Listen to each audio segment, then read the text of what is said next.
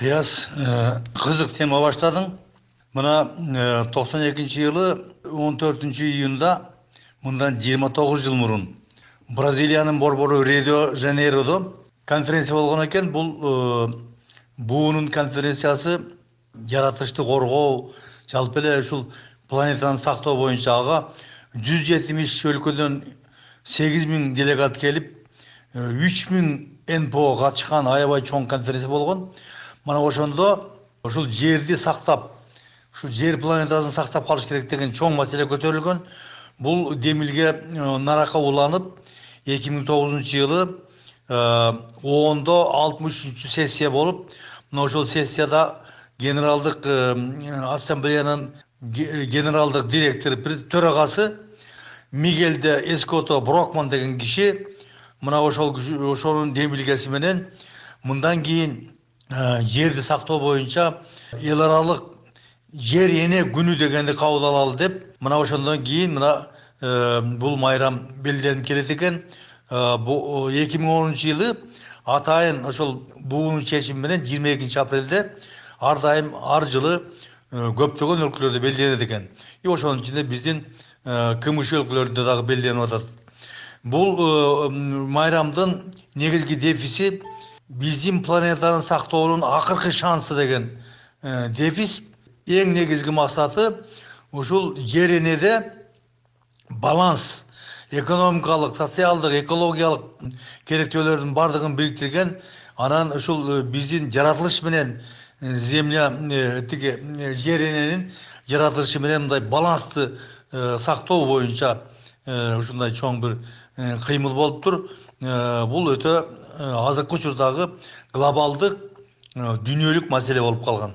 Ташнагай туура айтасыз. Жогоруда сиз айткан резолюцияда белгиленгендей, жер эне термини көп мамлекеттерде колдонуп, планетанын, экосистеманын, адамдын бири-бирине көз карандуулугун чагылдырат. Генералдык ассамблея Бириккен Улуттар уюмуна мүчө мамлекеттерине, эл аралык жана бейөкмөт уюмдардын бардыгына эл аралык жер күнүн белгилөөнү сунуштап, майрам жыл сайын көптөгөн мамлекеттерге белгиленип келе жаткандыгына көңүл бурат. Түндүк жарым шарда жер күнү жазында, түштүк жарым шарда күзүндө белгиленет. Бул бүткүл дүйнөлүк акциянын негизги максаты коомчулуктун жана планетанын ар бир адамдын көңүлүн жердин көйгөйлөрүнө, анын айлана чөйрөсүнүн көйгөйлөрүнө буруу болуп саналат жана планетаны сактап калуу үчүн адамзаттын алдында турган оор тапшырмаларды билүүгө шарт түзөт. 22 апрель күнү жер күнүн белгилөө салты чындыгында 1970 жылы АКШда жаралган. 1990 жылы бул күн эл аралык акцияга айланган. Жыл сайын бул күн кандайдыр бир темага арналат. 2016 жылы жер күнүн майрамдоо 2015 жылдын 12 декабрында Париж шаарында бардык 196 тарап кабыл алган Бириккен Улуттар уюмунун климаттын өзгөрүүсү боюнча атайын чектик конвенциясы тууралуу Париж макулдашуусуна кол коюу салтанаты менен дагы келген. Бул макулдашуунун негизинде мамлекеттер бирдиктүү иш-аракеттер менен орточо температураны 2 градус Цельсиядан аз көрсөткүчкө чейин чектөө, олуттуу таасирлерин эске алуу менен 1,5 градус Цельсияга умтулууга макулдашылган. Бул келишим боюнча бүткүл дүйнөдө жер эненин ушул экологиялык тазалыгын сактап калууга дайыма умтулушуп, көптөгөн гранттык акчалар бөлүнөт. Ал эми Кыргызстан эмнегедир ушул гранттык акчалардан Париж макулдашуусуна ушул кол койбогондуктан үчүн акыркы 2 жылдан бери бул гранттан куржалак калып келгени да белгилүү. Акыркы 2 жылдан бери бул Париж макулдашуусуна активдүү аралаша баштаганын мойнубузга алышыбыз керек. Өзү жер планетасынын пайда болгонуна 4,5 миллиард жыл болду дешет окумуштуулар.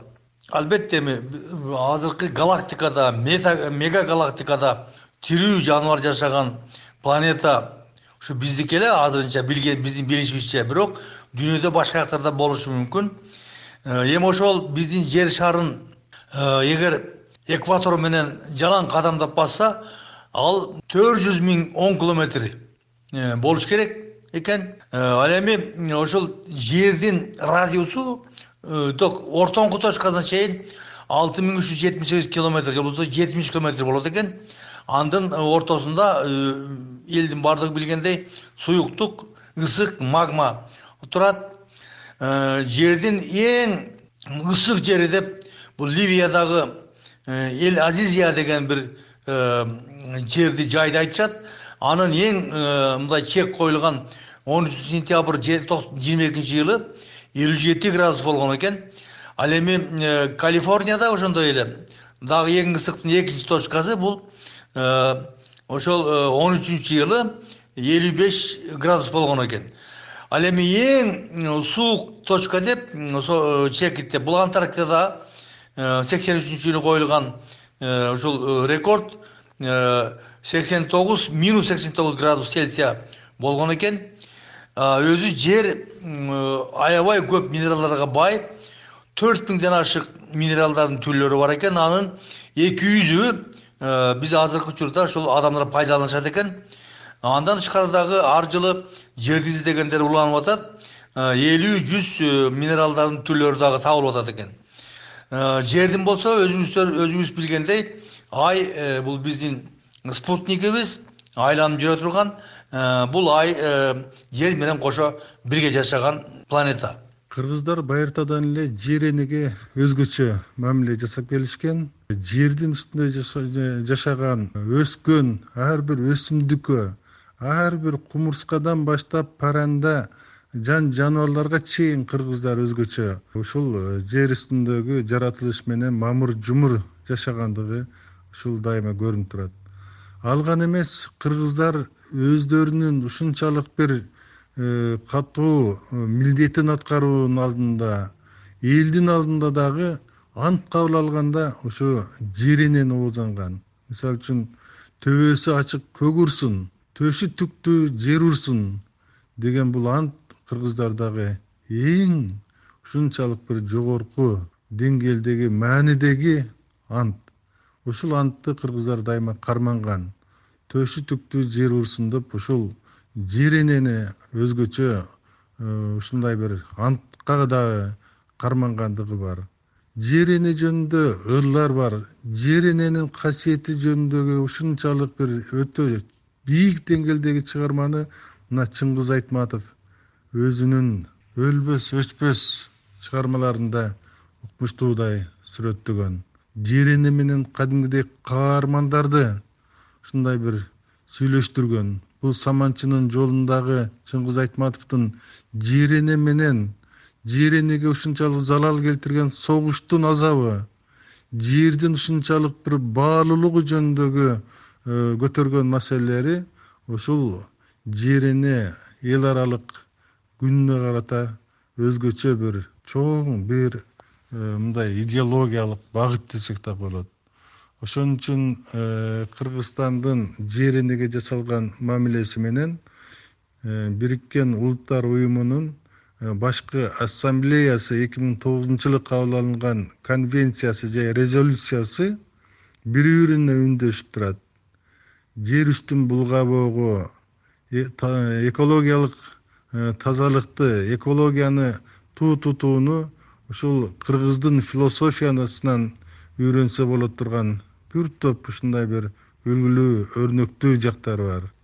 Ошон үчүн бул 22 апрель бүткүл дүйнөлүк жер эне күнүндө ушул экологияны тазартуу үчүн, жашылдандыруу үчүн ушу бардык дүйнөдө аракеттер болот. Анын ичинде Кыргызстанда дагы соңку мезгилдерде коомдук уюмдар айрым бир иш-чараларды аткарып жүргөндүгү белгилүү. Бирок жапа тырмак бүткүл дүйнөлүк жер эне күнү Кыргызстанда бир эмнегедир жогорку деңгээлде белгиленбей келгендигин мойнубузга алышыбыз керек. Эми ушул 22 апрелге байланышкандагы кызык бир окуялар бар.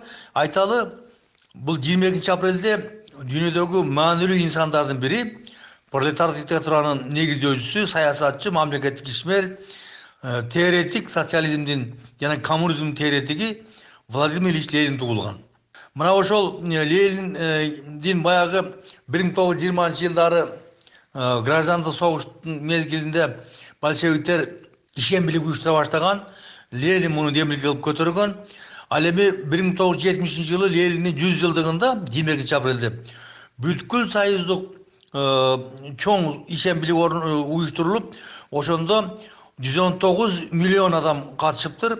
СССРдин ошол кездеги СССРдин калкынын жарымы. Бул демилге ошондон бери келатат. Мына азыр деле биз мындай эгемендик мезгилинде деле кээде ишембиликтерди уюштуруп жатабыз. Бирок албетте Лениндин туулган күнүнө карата болбойт, бирок жаз айларында, ушу март, апрель айларында көбүрөөк уюштурулат. Бул өтө жакшы демилге. Чындыгында ушу жерди сактап калуундагы, жердин тазартуунундагы бир ыкмалардын бири. Муну дайыма колго алып жүрүш керек деп ойлойбуз.